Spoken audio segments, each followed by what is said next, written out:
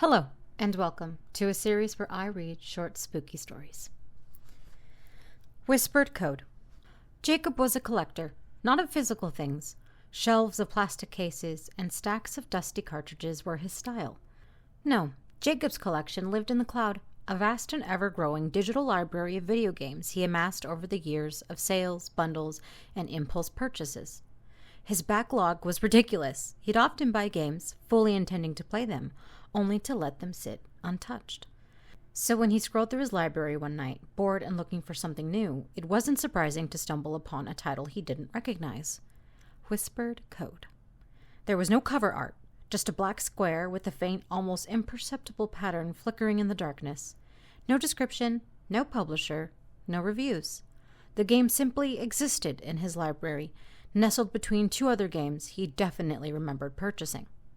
A glitch? Maybe it was some obscure indie game he got in a bundle and forgot about. That was the logical explanation.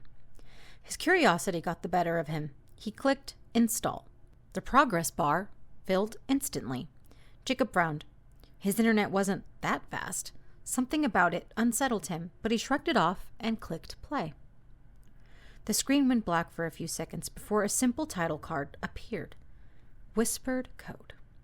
The letters twitched like old VHS static before fading. Then, silence. No intro cinematic, no developer logos, just the main menu, a simple black background with a single option. Play.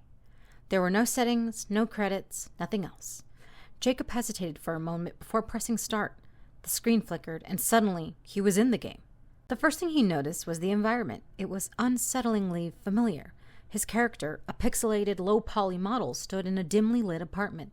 The walls, the furniture, even the clutter on the coffee table, it was all identical to his own living space. The game wasn't just mimicking an apartment. It was his apartment. He moved his character through the room, heart pounding. Every detail was right. The half-empty soda can by his monitor, the pile of laundry he hadn't folded, even the small crack near the base of his bedroom door. The only thing out of place was the TV. In the game, his TV was on, displaying a dimly lit hallway with a static-covered camera feed. At the end of the hallway stood a figure. It wasn't moving. A whisper crackled through his headphones. "He sees you."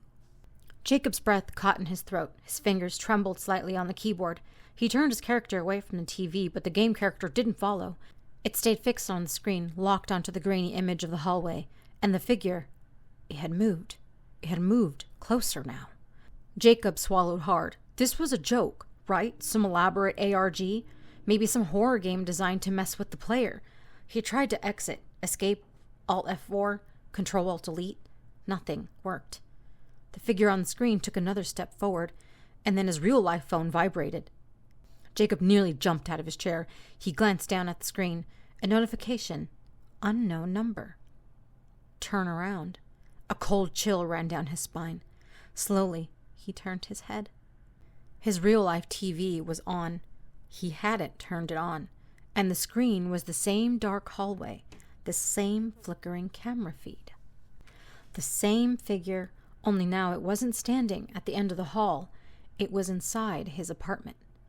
Jacob shot out of his chair, backing away from the screen. His breaths were quick and shallow, panic creeping into his chest like ice water. The room was silent except for the faint hum of his monitor. Then, his in-game character moved. Jacob hadn't touched the keyboard. The screen flickered. His character's perspective shifted as if something else had taken control. His vision blurred as he tried to comprehend what was happening. The figure, still faceless, its form obscured by static, stepped toward the screen. The camera zoomed closer, closer, until it felt like he was looking right at him. The game screen filled with a single message. He is here. A breath, not his own, whispered behind him. Jacob spun around, heart hammering. Nothing. The room was empty, but then the lights cut out. Darkness swallowed everything except the pale glow of his monitor. The game screen flickered violently, shapes distorting, the sound warping into an agonizing screech. Then his PC turned off. Silence. Jacob's heart was thundering. He stood frozen in the dark, listening, barely daring to breathe. Somewhere in the apartment, the floor creaked. Closer. Then, bang! A sudden violent knock on his bedroom door. Jacob bolted. He He grabbed his phone, sprinted for the front door, and yanked it open, not caring that he was in his socks, not caring about anything except getting out. He slammed the door behind him and stumbled into the hallway of his apartment building, gasping for air. For several minutes, he just stood there, heart pounding in his ears, waiting. Nothing. Eventually, he dared to check his phone. One new message. Unknown number. You shouldn't have played. Jacob stared at the screen, a chill creeping through his bones. When he finally worked up the nerve to go back inside, the apartment was silent. Everything was as he left it, except his PC, which was now powered on, the screen displaying his game library. Whispered code was gone, as if it had never existed. That night, Jacob unplugged his PC. He never turned it on again, and ever so often in the dead of night, he swore he could hear it, a whisper, calling his name.